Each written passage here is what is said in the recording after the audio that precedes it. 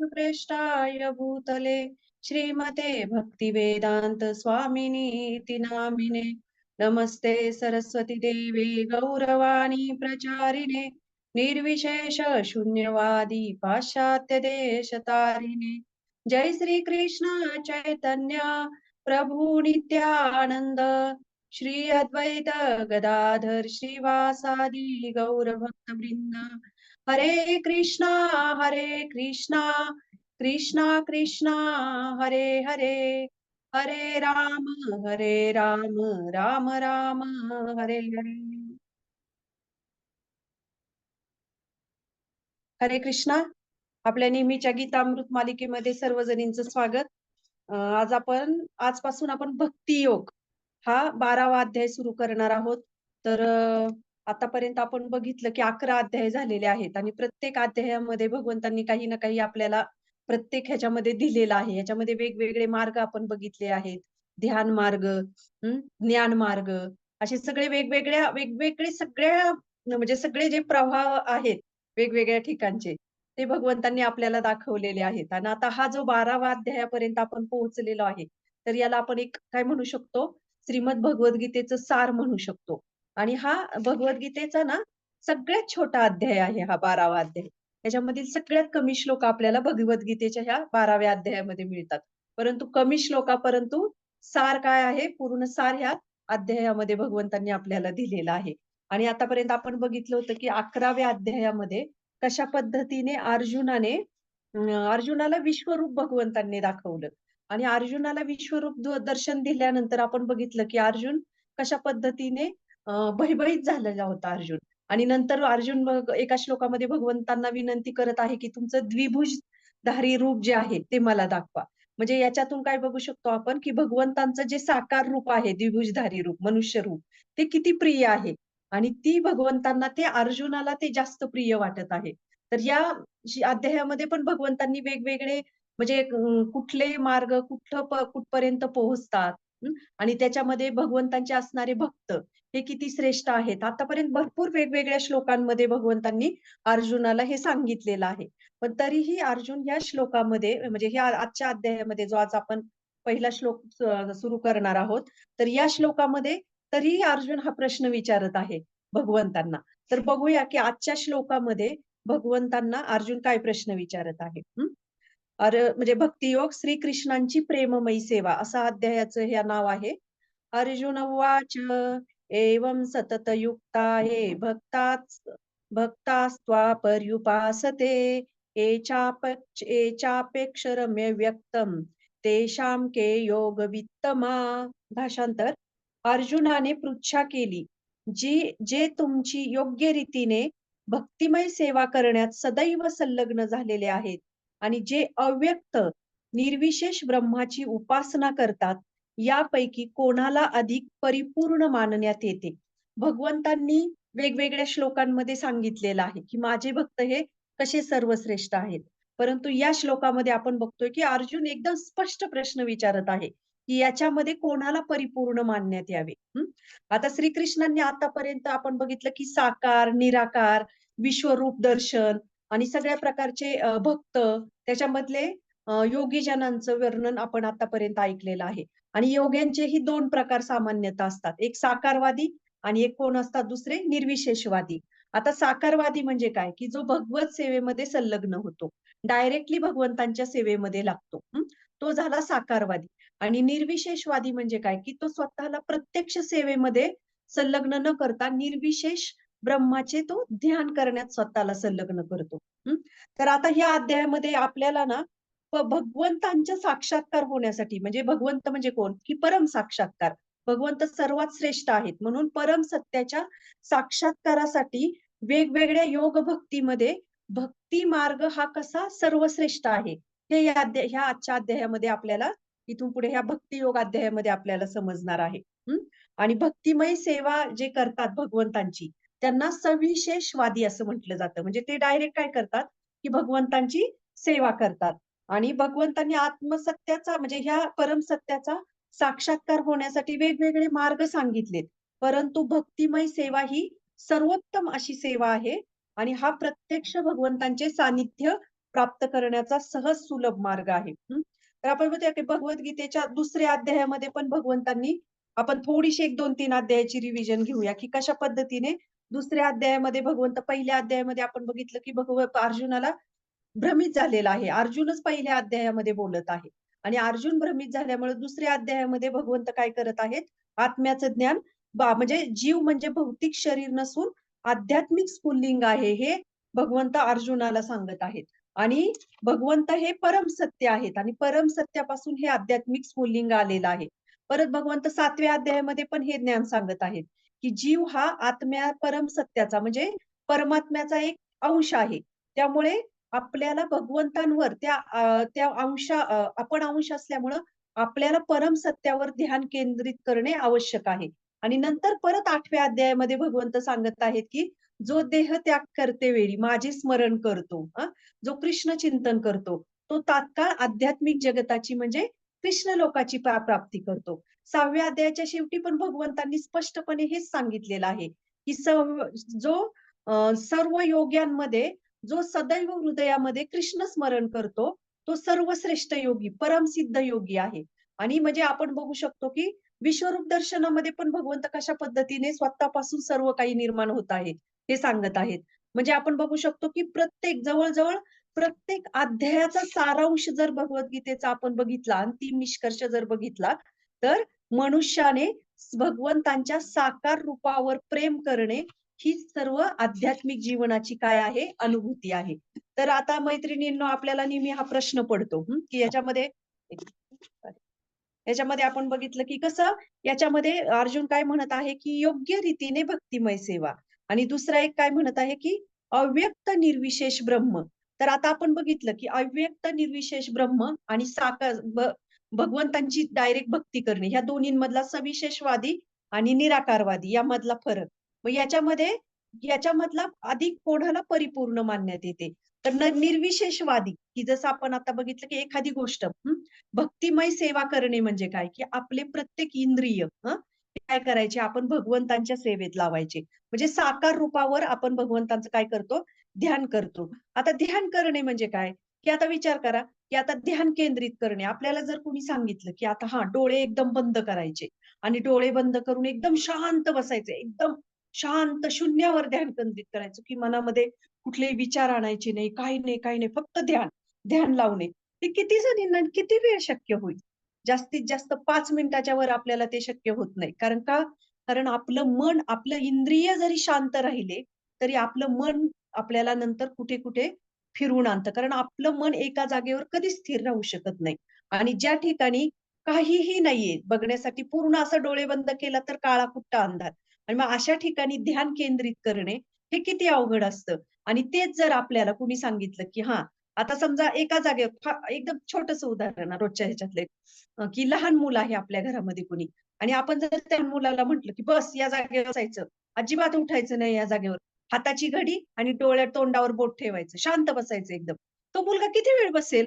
एक जास्तीत जास्त 5-10 मिनिटं बसेल. नंतर तो काय करतो? चुळबुळ सुरू करतो. मग त्याच मुलाला जर आपण काही एंगेजमेंट दिली, खोडकर मुलगा आहे त्याला जर शांत बसवलं, तर ही त्याच्यासाठी शिक्षा ठरेल आणि कोणीच 5 ते 10 मिनिटाच्या वर बसू पण शकत नाही. अगदी मोठी व्यक्ती ही.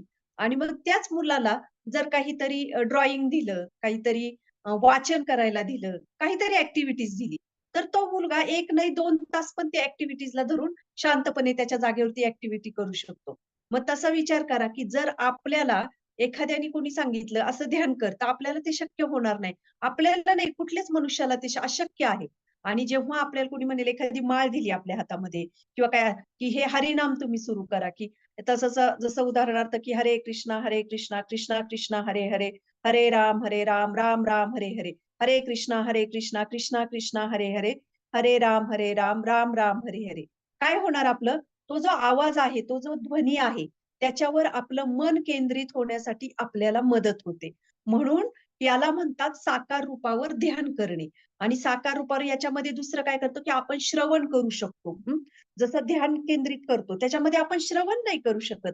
म्हणतात ना, नवविधा भक्तीचा जो सुरुवात जी होते, ती श्रवणाने होते. जेव्हा आपण ध्यान केंद्रित करतो, त्याच्यामध्ये काय आहे, त्याच्यामध्ये कुठलाही श्रवण नाहीये. फक्त ध्यान केंद्रित करणे. मग जेव्हा आपण श्रवण करतो, मग श्रवण केल्यानंतर काय होतं, की जेव्हा आपल्याला त्या श्रवणाने आपलं ध्यान केंद्रित होण्यासाठी मदत होते. आणि दुसरी गोष्ट म्हणजे आपण या इंद्रियांनी, की जसं म्हणतात परमपूज्य राधानाथ महाराज नेहमी म्हणतात, की आपल्याला जितका फ्री वेळ मिळेल ना, मोकळा वेळ मिळतो ना, तितका तो आपल्यासाठी घातक ठरू शकतो. कारण तो का घातक ठरू शकतो? कारण आपण त्या वेळेचा कुठेही दुरुपयोग करू शकतो. जितकं आपण व्यस्त राहू, बिझी राहू, हं, तितकं आपल्यासाठी ते चांगलं असतं आध्यात्मिक जीवनासाठी. मग तसेच आपले इंद्रिय सुद्धा जितके शांत राहतील ना, तितके ते आपल्यासाठी धोकादायक आहेत. आणि जितके ते इंद्रिय भगवंतांच्या सेवेमध्ये लागतात, तितकं आपल्या आध्यात्मिक जीवनासाठी ती भगवंतांची कृपा आहे. म्हणजे आता काय, की आपण या हातांनी भगवंतांचे हार करू शकतो, भगवंतांना कुकिंग करू शकतो, डोळ्यांनी भगवंतांचं दर्शन घेऊ शकतो. तुळसी पत्र भगवंतांना वाहिलेलं आहे, त्याचं निर्माल्य जे तुळशी दल आहे, त्याचा सुगंध आपण घेऊ शकतो. श्रवण आपण हरिनामाचं करू शकतो, कथा श्रवण करू शकतो. म्हणजे किती म्हणजे आपले जे संपूर्ण इंद्रिय आहेत, ते काय आहेत? ते भगवंतांच्या सेवेमध्ये आपण लावू शकतो. आणि जेव्हा आपण अशा पद्धतीने भगवंतांच्या सेवेत लावतो, तेव्हा भगवंतांची जास्त कृपा आपल्यावर प्राप्त होते, ना की कुठल्याही ध्यान केंद्रित किंवा कुठल्याही शून्यावर ध्यान केंद्रित करणे. बराच वेळा आपण असं ऐकतो, की काय सगळं काही एक आहे. सगळं काही एकच आहे.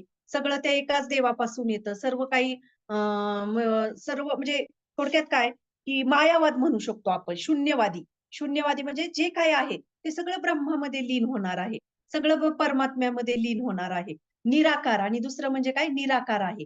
निराकार म्हणजे काय, की त्याला रूप नाही. मग आता विचार करा मैत्रिणींनो, की रूप नाही, भगवंतांच्या साकार रूपाचं वेगवेगळ्या ह्याच्यामध्ये वर्णन केलेलं आहे, की भगवंतांना किती सुंदर रूप आहे. भगवंताच्या आपण वारकरी संप्रदायामध्ये सुद्धा बघू शकतो, की वेगवेगळ्या संतांनी जसं संत तुकाराम महाराजांनी किती सुंदर विठ्ठलाचं वर्णन केलेलं आहे. हं, गळ्यामध्ये कौस्तुभ मुनी आहे, कौस्तुभ मणी आहे, पितांबर नेसलेले आहेत. म्हणजे किती सुंदर, सुंदर वर्णन आपण भगवंतांच्या ह्या साकार रूपाचं ऐकतो. आणि एका ठिकाणी काय म्हटलं जातं, की भगवंत हे निराकार आहेत. भगवंतांना आकार नाही. जर आता उदाहरणार्थ एक समजून घेण्यासाठी, की आपण आई-वडील झालेलो आहोत. आपल्या पोटी जी मुलं जन्मलेली आहेत. आणि ती मुलं आपल्यापासून आलेली आहेत. आपल्याला जर रूप आहे, तर आपल्या मुलांना पण ते रूप आहे. आणि विचार करा, की भगवंत हे सगळ्यांचे परमपिता आणि परममाता आहेत. मग आपल्याला जर एवढं सुंदर रूप भगवंतांनी दिलेलं आहे, तर ते भगवंत निराकार कसे काय असू शकतात? हां, जर एखाद्या व्यक्तीला म्हटलं, हं, एखादी व्यक्ती खूप सौंदर्यवान आहे. समजा आता समजून घेण्यासाठी माधुरी दीक्षित, खूप सुंदर आहे दिसण्यासाठी आणि आपण जर ते कुणी जर तिला म्हटलंय, "तुला डोळे नाहीत, तुला कान नाही, तुला नाक नाही." असं जर कुणाला म्हटलं, आपण सहज म्हणलं, "तुला नाक नाही." तर हा नाक नाक म्हणजे आपण म्हणतो ना, की ते सौंदर्याचा, चेहऱ्याचा एक आकर्षक केंद्रबिंदू असतो आणि त्याच्यावरच आपलं सौंदर्य असं म्हणतात, की नाक जर असेल, तर ते सौंदर्य छान दिसतं. तर मग तुम्ही विचार करा, जर एखाद्याला आपण म्हटलं, की "तुला नाक नाही." त्याला किती राग येईल. मग तसं भगवंतांना सुद्धा इतकं सुंदर रूप दिलेलं आहे आणि आपण काय म्हणतो, की भगवंत निराकार आहेत, निर्विशेष आहेत आणि सगळं काही भगवंतामध्ये, ब्रह्मामध्ये विलीन होत आहे. तर ते भगवंतांना किती वाईट वाटेल. एवढं सुंदर रूप भगवंतांनी आणि भगवंतांनी आपल्याला सर्वांना भगवंतांपासून आपण आलेलो आहोत, की जसं मी मगाशी म्हटल्याप्रमाणे 7व्या अध्यायामध्ये सॉरी 2ऱ्या अध्यायामध्ये भगवंत म्हणत आहेत, की हा आत्मा जो आहे, तो काय आहे? एक आध्यात्मिक स्फुल्लिंग आहे आणि तो परमात्म्यापासून आलेला आहे. मग जर आध्यात्मिक स्फुल्लिंग आहे, एवढा आत्मा आहे तो स्फुल्लिंगासारखा, तर त्याला का बरं त्याला जर एवढं रूप असेल, तर त्या परम स्रोत जो आहे तो भगवंत, त्या भगवंताला किती रूप असेल आणि किती सौंदर्यवान भगवंत असतील. तर हे आपण याच्यातून बघू शकतो, की भगवंतांना रूप आहे आणि जेव्हा आपण असं म्हणतो, की सर्व काही निराकार आहे, भगवंतांना आकार नाहीये, सर्व काही एक आहे. तेव्हा आपण काय करतो, की खूप मोठा अपराध करतो भगवंतांप्रतीचा. कारण एवढं सौंदर्य आहे भगवंतांचं, वेगवेगळ्या शास्त्रांमध्ये वर्णन केलेलं आहे. भागवतममध्ये किती बघू शकतो, की आपण सर्व आचार्यांनी, शुद्ध भक्तांनी भगवंतांच्या ह्या सौंदर्याचं काय केलेलं आहे, वर्णन केलेलं आहे. आणि भगवंतांच्या ह्या सौंदर्याला आपण काय करतोय, नाकारतोय. आणि सर्व जर एक असेल, की जसं या श्लोकामध्ये अर्जुन म्हणत आहे, की अव्यक्त निर्विशेष म्हणजे काय? की सर्व काही एक आहे, अव्यक्त. म्हणजे सर्व काही निर्विशेष ज्याला आकार नाही. सर्व काही एक आहे. जर एक असेल, तर विचार करा, की जर सेवक आणि स्वामी यामध्ये काही फरक राहील का? की जसं आता आपल्या घरामध्ये कोणी कामवाली मावशी कामाला येते. आणि ती जर म्हणली, की सर्व काही एक आहे. तुम्ही पण, मी पण एक, तुम्ही पण एक, सर्व काही एक आहे. आपल्याला कसं वाटेल ते ऐकून? कोणीतरी स्वामी असतो, कोणीतरी सेवक असतो. मग जर तसं जर असेल, तर या स्वामी आणि सेवक या नात्याला काहीच अर्थ राहणार नाही. म्हणून आपण बघतो, की भगवंतांशी आपलं नातं हे काय आहे? एका सेवकाचं नातं आहे आणि हे सर्व शास्त्रांचं सार आहे. आणि हा अध्याय जो आहे भक्तियोग, हा आपल्याला अध्याय हेच शिकवत आहे, की आपलं भगवंतांशी काय कशाचं नातं आहे? एका सेवकाचं नातं आहे. आणि सेवक आणि स्वामी याच्यामध्ये नातं म्हणजे कशामुळे प्रस्थापित होतं? तर त्या सेवामय. सेवामय ज्या सेवा असतात त्यामुळे ते नातं प्रस्थापित होतं. म्हणून ह्या ज्या गोष्टी म्हणतो आपण, की शून्यवाद आहे, शून्यावर ध्यान करणं, ब्रह्मामध्ये लीन होणं. तर हे जे आहे, तर हे भगवंतांचा एक प्रकारे आपण काय करत आहोत? अपराध करत आहोत. आणि ब्रह्मतेजामध्ये म्हणजे काय आहे? की त्या ब्रह्मतेजामध्ये विलीन होणे, असं एक म्हणतात, की विलीन होणे. आपल्याला स्वतःचा आपण स्वतःचं स्वरूप आहे आपल्याला आध्यात्मिक. भगवंत आहेत आणि जेव्हा आपण म्हणतो, की ह्याच्यामध्ये ब्रह्मतेजामध्ये आम्ही विलीन होतोय. तर जर विलीन झालो आपण, तर तिथेही आपल्याला समाधान मिळू शकत नाही. कारण आपल्याला स्वतःचं एक अस्तित्व आहे, आध्यात्मिक. म्हणजे भगवंतांचं सेवक या नात्याने. आणि ती ब्रह्मतेज जे आहे म्हणजे भगवंतांच्या दिव्य कांतीपासून जे तेज निर्माण होते त्याला म्हणतात ब्रह्मतेज. आणि त्या तेजामध्ये विलीन होणे. असा पण एक हे असतो, की ब्रह्मतेजामध्ये विलीन व्हायचे. आपल्याला विलीन व्हायचे.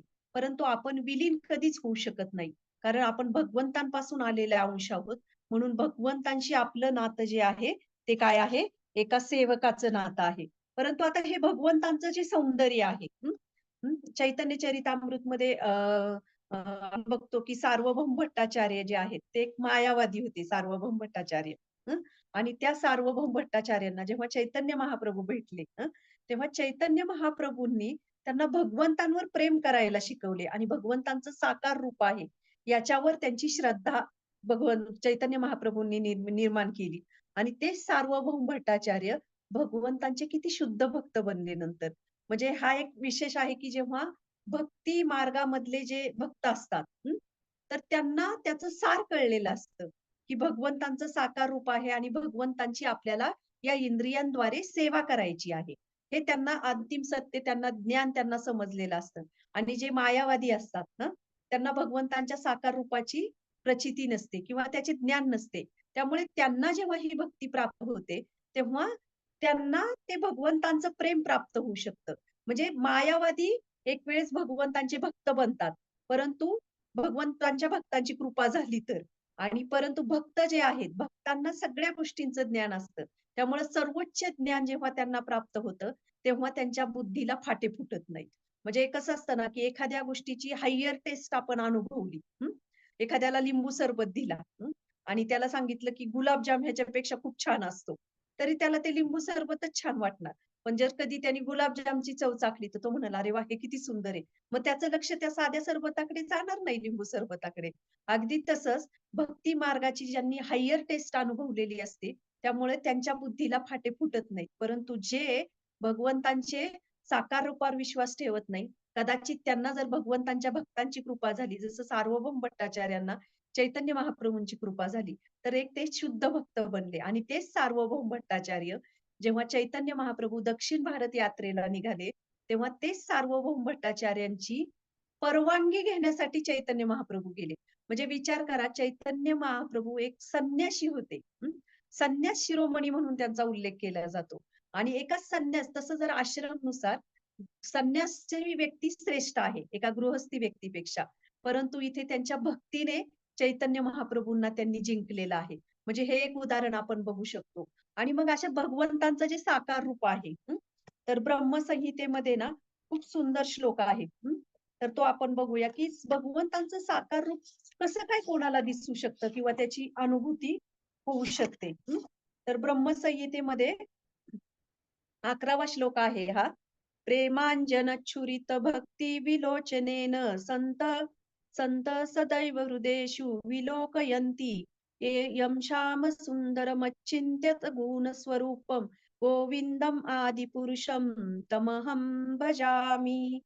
मी आदिपुरुष श्री गोविंदांची आराधना करतो, की जे स्वतः श्याम सुंदर श्रीकृष्ण आहेत, जे अचिंत्य गुणांनी युक्त आहेत, ज्यांना शुद्ध भक्त प्रेमांजन युक्त भक्तिरूप नेत्रांनी आपल्या हृदयात सदैव पाहत असतात. म्हणजे शुद्ध भक्तांना भगवंत ती कृपा प्राप्त देतात. म्हणजे शुद्ध भक्त त्यांच्या हृदयामध्ये, इथे ब्रह्मदेव म्हणत आहेत, की त्या गोविंदांचं त्या श्यामसुंदरांचं जे रूप आहे, जे अचिंत्य गुणांनी युक्त आहे आणि त्याचं रूप शुद्ध भक्त त्यांच्या प्रेमांजनयुक्त भक्तिरूप नेत्रांनी, म्हणजे त्यांच्या भक्तीच्या नेत्रांनी ते आपल्या हृदयामध्ये सदैव वास करत असतात. तर अशा भक्तांना भगवंतांच्या ह्या साकार रूप जे आहे, तर त्या साकार रूपाची प्रचिती होत असते. आणि अशा शुद्ध भक्तांच्या मुखातून जेव्हा ऐकतो, तेव्हा त्याची प्रचिती आपल्यालाही येऊ शकते, जर आपल्यामध्ये तो प्रामाणिकपणा असेल तर. जसा तो विद्युत प्रवाह कसा मूळ कनेक्शन कुठेतरी त्याची मोठी डीपी असते, परंतु तो आपल्या घरामध्ये, आपल्या सगळ्या विद्युत उपकरणामध्ये येत असतो. त्याला असं बघावं लागत नाही, की अरे तिथे डीपी आहे, तिथे जाऊन बघावं लागेल, तिथं कनेक्शन चालू करावं लागेल. तसं शुद्ध भक्त जेव्हा आपल्याला काही कृष्ण प्रेम किंवा भगवंतांच्या विषयीचं जे काही ज्ञान देतात, तर त्याच्यामध्ये साक्षात भगवंत काय झालेले असतात, त्या शब्दांमध्ये प्रवाहित झालेले असतात. आणि आपल्या हृदयामध्ये जर तो प्रामाणिकपणा असेल, तर ती प्रचिती आपल्या हृदयामध्ये सुद्धा येऊ शकते. म्हणून शुद्ध भक्तांच्या मुखातून शुद्ध भक्तांच्या मुखातून जेव्हा आपण काही ऐकतो, तेव्हा ते शब्द हे फक्त शब्द नसतात, तर त्यांच्या हृदयातून आलेले ते साक्षात प्रत्यक्ष अनुमान असतात. तर हे आपण याच्यामधून बघू शकतो. आणि दुसरं म्हणजे की आपण बघितलं, की भगवंत हे कशा पद्धतीने भगवंतांना रूप आहे आणि भगवंतांनी हे वेगवेगळं रूप प्रत्येक ठिकाणी त्यांनी दाखवून दिलेलं आहे, की जसं आता आपण 11वा अध्याय बघितला. की 11व्या अध्यायामध्ये आपण बघितलं, की भगवंतांनी विराट रूप दर्शन दिलेलं आहे भगवंतांना. आणि हेच कृष्ण लीलेमध्ये पण एका ठिकाणी हे दर्शन दिलेलं आहे. तर ते कुठे दिलेलं आहे? की यशोदा माईला. यशोदा माईला पण त्यांनी त्यांच्या मुखकमलामध्ये सर्व ब्रह्मांडाचं दर्शन दिलं होतं. म्हणजे या दोन्ही ठिकाणी भगवंतांनी काय केलेलं आहे? एक विश्वरूप दर्शन दिलेलं आहे. आणि हे भगवंत हे कोणाला दाखवतात हे विश्वरूप दर्शन? की ते त्यांचे शुद्ध भक्त आहेत. त्यांना ते दाखवतात. मग आता इथे अर्जुनाला भगवंतांनी जेव्हा विश्वरूप दर्शन दाखवलं, तेव्हा मी मगाशी म्हटल्याप्रमाणे अर्जुन काय झाला? भयभीत झाला आणि अर्जुन काय म्हणत आहे? की तुमच्या श्याम सुंदर या रूपामध्ये तुम्ही या आणि मला लवकर दर्शन द्या. म्हणजे याचा अर्थ काय? की भगवंतांनी हे अर्जुनाला दाखवून दिले, की हे सर्व काही जे येत आहे, जे सगळ्याचा परम स्रोत मी आहे. आणि अर्जुनाला ते शिकवत आहे. म्हणजे थोडक्यात काय, की पार्श्वभूमी याची काय आपण जाणून घेऊ शकतो, की अर्जुनाला शिकवत आहेत, परंतु अर्जुनाच्या माध्यमातून भगवंत हे आपल्याला शिकवत आहेत, की आपण ह्या सर्व गोष्टींचे काय आहोत, म्हणजे मी सर्व गोष्टींचा काय आहे, परम स्रोत आहे. तर याच्यामध्ये हा एक श्लोकाचा हे येतो, की पर्युपासते. म्हणजे इथे मी मगाशी म्हटलेलं योग्य रीतीने भक्तिमय सेवा करणारे. पर्युपासते म्हणजे काय? योग्य रीतीने म्हणजे काय, की सर्व इंद्रियांद्वारे संलग्न असणारे.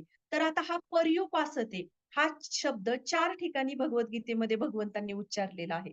पर्युपासते म्हणजे सर्व इंद्रियांद्वारे संलग्न असलेला. मग येशम पर्युपासते. 12वा अध्याय आहे हा.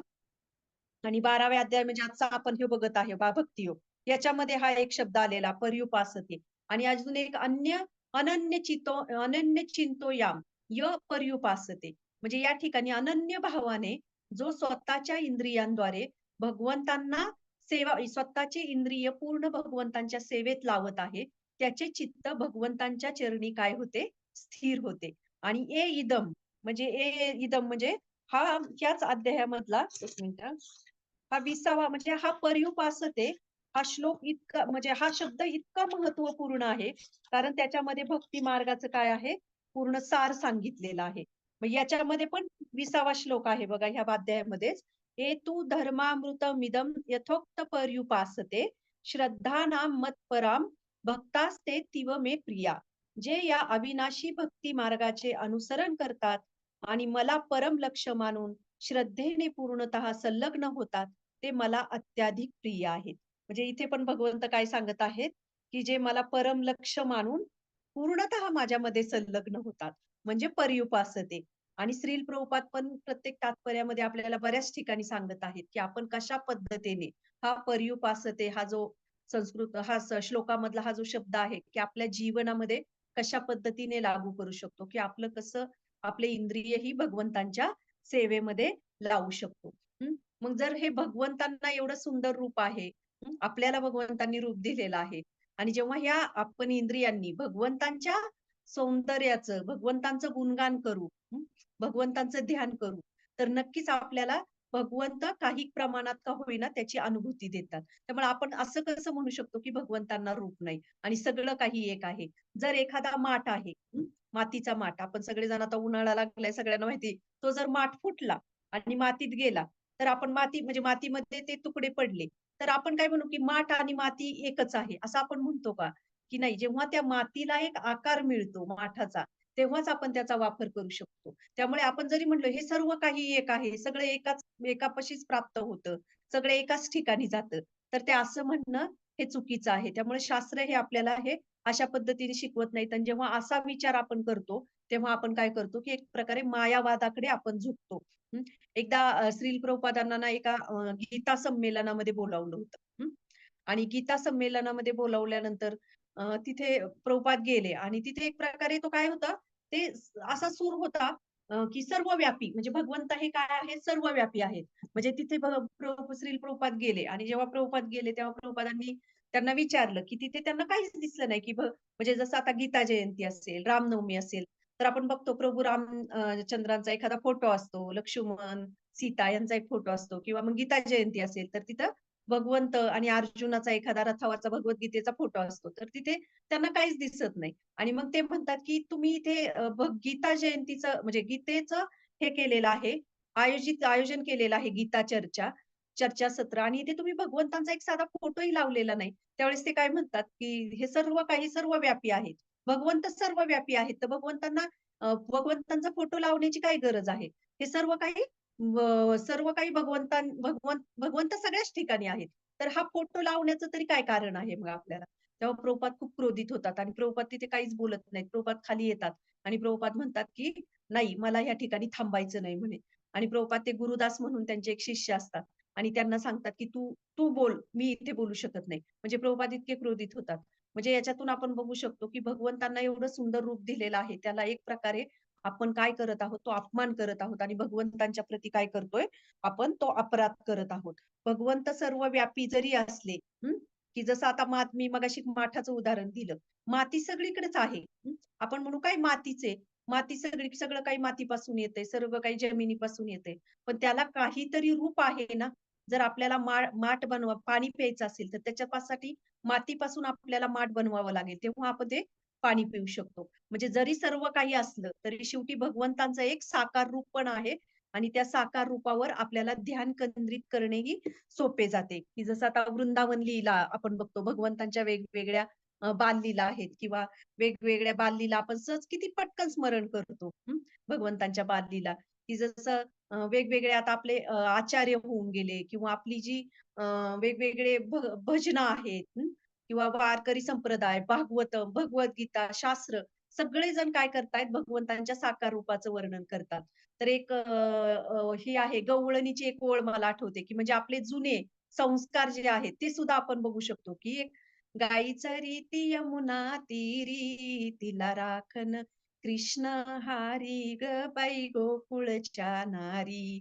जेव्हा साधी ही ओळ जरी ऐकली आपण, गाई चरिती यमुना तीरी, तरी आपल्या डोळ्यासमोर लगेच गाय उभी राहते. ती यमुना तीर उभा राहते. यमुना आपल्या समोर येते. गाई चरिती यमुना तीरी तिला राखन कृष्ण हारी. म्हणजे भगवंतांचं एक रूप आपल्या डोळ्यासमोर येतं. म्हणजे जेव्हा आपण अशा पद्धतीने वर्णन करतो, तेव्हा काय होतं, की आपल्या डोळ्यासमोर ते चित्र उभं राहायला लागतं आणि तिला राखन कृष्ण हारी ग बाई गोकुळच्या नारी, हे आपल्याला वृंदावन आठवतं. म्हणजे ही शक्ती आहे भगवंतांच्या त्या साकार रूपामध्ये. वृंदावन लीला जरी आपल्याला कुठल्याही आठवल्या, तरी आपल्याला काय होतं, की आपल्याला ते लगेच भगवंतांचं साकार रूप आठवतं. मग जर असं जर साकार रूप नसेल, आपण म्हणलं की नाही आता साकार रूप नाही, मगाशी म्हटलं मी शून्यावर ध्यान ध्यान केंद्रित करेल. तर ते आपल्याला जमणार आहे का इतकं शून्यावर ध्यान केंद्रित करणे? आणि ते 5-10 मिनिटाच्या पुढे होणार पण नाहीये आणि त्याच्यामध्ये काय आहे, की ते आध्यात्मिक जीवनाचं काय आहे, ते यश नाहीये. म्हणून आपण हेच बघितलं पाहिजे, की भगवंतांच्या ज्या ठिकाणी भक्ती मार्ग म्हणजे भगवंतांनी वेगवेगळे मार्ग आपल्याला सांगितलेले आहेत. की जसं एखादा शिक्षक आहे. त्या मुलाला कुठल्या एका ह्याच्यामध्ये जायचं आहे. कुठल्या तरी एका विभागामध्ये त्याला प्रवेश करायचा आहे. एंट्री करायची आहे त्याला. मग त्याला वेगवेगळे ज्या काही फॅकल्टी आहेत, ते सर ते समजावून सांगणार. पण त्यांना माहीत असतं, की यातलं उत्तम काय आहे. परंतु सांगताना कसं सांगतो आपण किंवा कुणी उदाहरणार्थ आता थोडं अजून एक बघूया, की आता कॉलेजचे नीटचे वगैरे रिझल्ट लागलेले आहेत. कॉलेजमध्ये ॲडमिशन घ्यायचे. काही कॉलेज असे येतात, की थोडे कंपॅरिझनमध्ये काही कमी जास्त असतात. काही ठीक असतात. काही कधी-कधी कन्फ्युजन होतं, की अरे ह्या कॉलेजला ॲडमिशन घेऊ का इंजिनिअरिंगच्या त्या कॉलेजला ॲडमिशन घेऊ. असं बरंच काही गोष्टी चालतात. आणि जर आपण ज्यांच्याकडे म्हणजे ज्यांना सहज आपण विचारतो, त्यावेळेस ते सांगणारे पण कसे सांगतात आपल्याला, की हां, हे चांगलं आहे, हे बघा, ते बघा आणि त्यातील हे जरा बेस्ट आहे. असं सांगतात. म्हणजे भगवंत सुद्धा आपल्याला असं नाही हे करत, की जेव्हा एखादी गोष्ट हायेस्ट लेव्हलवरची सांगितली, तर ती व्यक्तीला ना पटकन कन्विन्स होत नाही. मग त्याच्यापेक्षा खालच्या लो कॅटेगरी मधले काही गोष्टींचे अनुभव येतात, तेव्हा त्या हायेस्ट गोष्टीची पण किंमत माणसाला कळते. तसं भगवंत सुद्धा भक्तियोग डायरेक्टली सांगत नाहीत. भगवंत सांगतात, आधी ध्यान मार्ग आहे, ज्ञान मार्ग आहे, हा मार्ग आहे, तो मार्ग आहे. वेगवेगळ्या योगीजनांचं वर्णन करतात आणि नंतर ते भक्ती मार्गाचंही वर्णन करतात. म्हणजे भगवंत ते पण सांगतात ह्याच्यामध्ये, की हे सर्वश्रेष्ठ आहे. आणि हे भगवद्गीतेमध्ये भगवंतांनी स्पष्ट शब्दात दिलेलं आहे. आणि तरी पण आपण त्या ज्ञानाकडे दुर्लक्ष करतो आणि आपण म्हणतो, की हां, भगवद्गीतेमध्ये सांगितलेलं आहे. म्हणजे आपण आपल्या सोयीने त्याचा अर्थ काढतो. तर हे आपण समजून घेण्याचा प्रयत्न केला पाहिजे, की भगवंतांचं हे साकार रूप आहे आणि भगवंतांचं साकार रूप म्हणजे आपण जे काही कुठलंही ध्यान न लावता आपण ते हरिनाम जेव्हा घेऊ, हं, हरिनाम घेऊ, आपल्या इंद्रियांना भगवंतांच्या सेवेत लावू, तेव्हा आपण काय करू शकतो, की भगवंतांचा खरा भक्तियोग जो मार्ग भगवंतांनी दिलेला आहे, तो आपल्या जीवनामध्ये आपण उतरू शकतो. तर भगवद्गीतेच्या 6व्या अध्यायामध्ये सुद्धा आपण बघू शकतो, की 6व्या अध्यायामध्ये 47वा श्लोक आहे. म्हणजे भगवद्गीतेमध्ये किती वेगवेगळ्या ठिकाणी भगवंत हे सांगत आहेत. 6वा अध्याय 47वा श्लोक.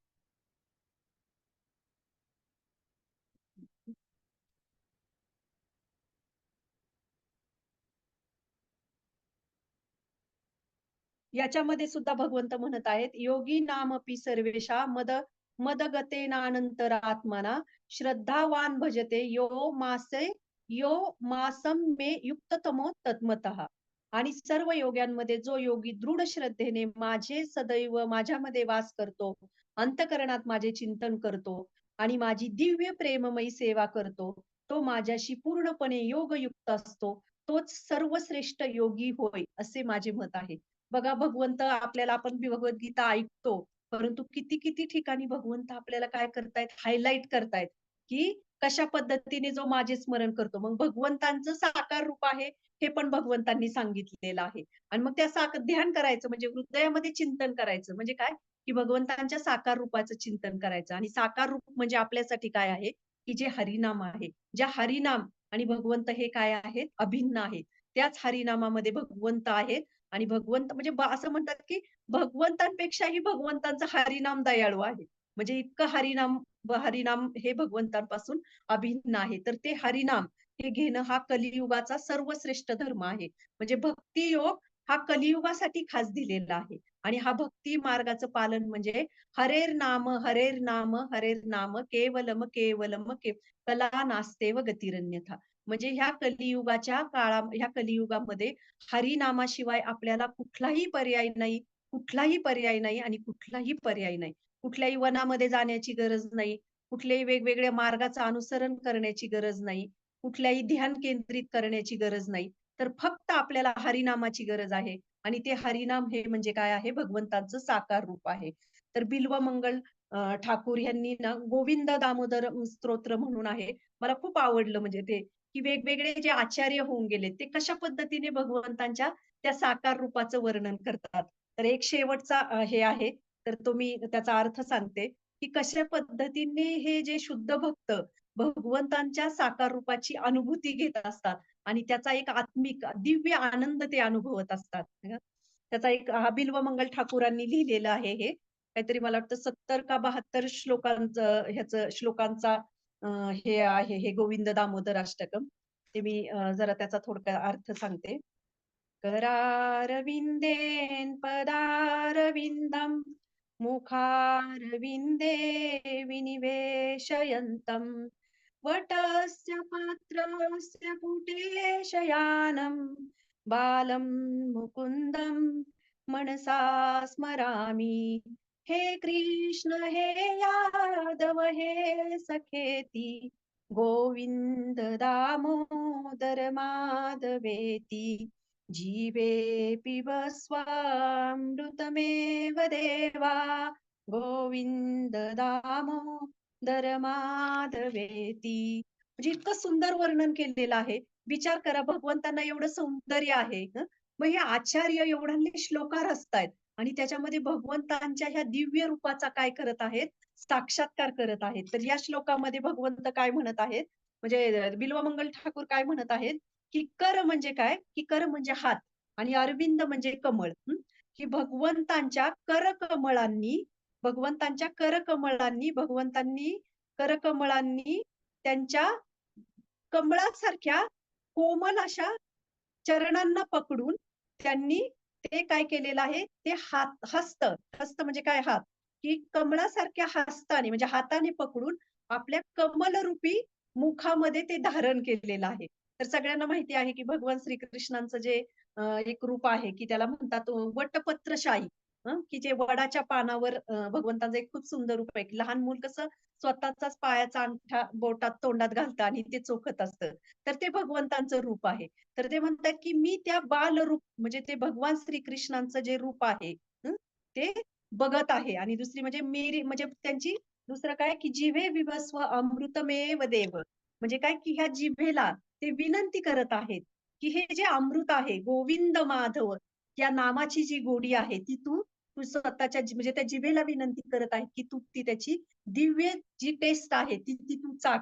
म्हणजे ही विनंती ते ह्याला करत आहेत. स्वतःच्या जिभेला वगैरे वर्णन करत आहेत त्या श्लोकामध्ये. म्हणजे विचार करा, की काय भगवंतांचं रूप आहे. साधं भगवंतांचं बाळकृष्ण रूप. त्याच्यामध्ये इतकं सुंदर म्हणजे प्रत्येक गोष्टीला म्हणजे हाताला भगवंतांचे हस्त आहेत. त्याला कमळाचं वर्णन केलेलं आहे. त्यांचं मुख कमल आहे. त्यालाही कमळाचं वर्णन दिलेलं आहे. आणि त्यांचे जे चरण आहेत, चरण कमलांनाही कमळाचं वर्णन केलेलं आहे. कमळाचं आपण बघतो, की ह्या भौतिक जगामध्ये जर सगळ्यात सुंदर फुल कोणतं असेल आणि तर ते म्हणजे कमळ. म्हणजे भगवंतांना शास्त्रांमध्ये सुद्धा आपण बघतो, की भगवंतांच्या हातामध्ये कमळ आहे आणि त्या कमळाची उपमा भगवंतांच्या इंद्रियांना, अवयवांना दिली जाते. कारण त्याच्यापेक्षा सुंदर ह्या जगामध्ये भगवंत त्याच्यापेक्षाही सुंदर आहेत. परंतु त्याच्यापेक्षा सुंदर काय आहे, हे वर्णन करण्यासाठी ह्या जगामध्ये काहीच अस्तित्वात नाहीये. म्हणून त्या कमळांचं वर्णन केलं जातं. तर म्हणून ते म्हणतात, की करारविंदेन पदारविंदम मुखारविंदे विनिवेशयंतम. म्हणजे त्या सुंदर अशा हस्तकमलांनी तुमच्या चरण कमलांना तुमच्या मुख कमलामध्ये तुम्ही ते धारण केलेलं आहे. आणि हे जिव्हा मी तुला विनंती करत आहे, की एकच सामृत तू पी. ते म्हणजे गोविंद माधव ह्या नावाचे अमृत पी. तर मैत्रिणींनो, की ह्या भगवद्गीतेचं सारच हे आहे आणि हा अध्याय इतका महत्वाचा आणि इतका सुंदर आहे, की भगवंत डायरेक्टली आपल्याला सांगत आहेत, की हा भक्तियोग हा सर्वश्रेष्ठ आहे. आणि जेव्हा आपण ते हरिनामाचं अमृत आपण आपल्या जिभेवर आणू, कुठेतरी हरिनामाला आपल्या जीवनामध्ये जागा देऊ, तेव्हा आपण खऱ्या अर्थाने म्हणू शकतो, की आपण भक्ती मार्गाचं पालन कुठेतरी थोडेतरी एक प्रवेश आपण त्याच्यामध्ये केलेला आहे. तर थोडक्यात काय, की कलियुगासाठी आपल्याला दुसरा कुठलाही मार्ग नाही, कुठलीही ध्यानधारणा, कुठलंही काही जंगलामध्ये जाऊ शकत नाही, जंगल नाही, आयुष्य तेवढं नाही तपश्चर्या करण्यासाठी, ध्यानधारणा करण्यासाठी तेवढं मन स्थिर नाही. मन स्थिर असलं तरी आजूबाजूचं वातावरण आपल्याला सहाय्यक नाहीये. ते आपल्याला मदत करणार नाही. साधं 5 मिनिटं ध्यान करायला बसलं, तरी शेजारच्या फ्लॅटमधून आपल्याला आवाज येईल इकडे, की त्याने आपण डिस्टर्ब होऊ. म्हणजे आपलं मन जरी आपण स्थिर करण्याचा प्रयत्न केला, तरी आजूबाजूचं वातावरण पण त्याला सहाय्यक नाही. तर अशा पद्धतीने आपण बघू शकतो. म्हणून हे आपण काय करू शकतो या जगामध्ये? तर कलियुगाचा जो हरिनाम संकीर्तन यज्ञ आहे. हरिनाम, हरे कृष्णा, कृष्णा कृष्णा हरे हरे, हरे राम, राम राम हरे हरे. या महामंत्राला ह्या महामंत्राच्या रूपाने भगवंतांना आपल्या जीवनामध्ये स्थान देणे. तर हे आपण आपल्या जीवनामध्ये स्वीकारू. तेव्हा भगवंतांची कृपा ही आपल्याला नक्कीच प्राप्त होईल. तर थँक यू सो मच. त्याच्यावर मी प्रयत्न केला सांगण्याचा, कारण तो इतका सुंदर श्लोक आणि इतकं काही ते सार आहे या याचं अध्यायाचं, तरी प्रयत्न केला. आशा आहे की तुम्हाला थोडंफार काही समजलं असेल. जर कोणाला काही समजणं नसेल किंवा कोणाला काही ऍड करायचं असेल, कोणाचे काही कमेंट्स असतील तर प्लीज तुम्ही ऍड करू शकता, प्रश्न विचारू शकता किंवा तुम्हाला काही कोणाला काही विचारायचं असेल तरी विचारू शकता. थँक्यू. हरे कृष्ण. माताजी सेटिंग हरे चेंज कृष्णा. करताय? थँक्यू. थँक्यू. छान झाला क्लास. बिल्वमंगल ठाकूर यांचं खूप छान तुम्ही रेफरन्सेस दिले श्लोक. एक मिनिट, सेटिंग चेंज करते.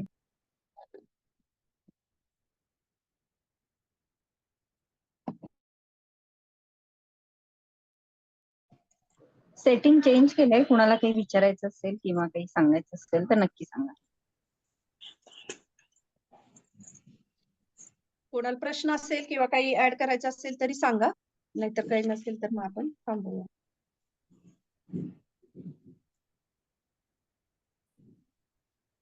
उद्याचा पण सुंदर श्लोक आहे. हा, येस माताजी बोला. हरी बोल माताजी. खूप दिवसानंतर तुमचं लेक्चर ऐकायला मिळालं. खूप खूप हो ना. धन्यवाद. बद्रीनाथ यात्रा.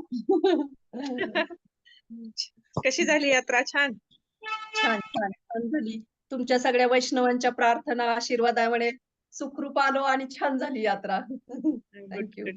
छान.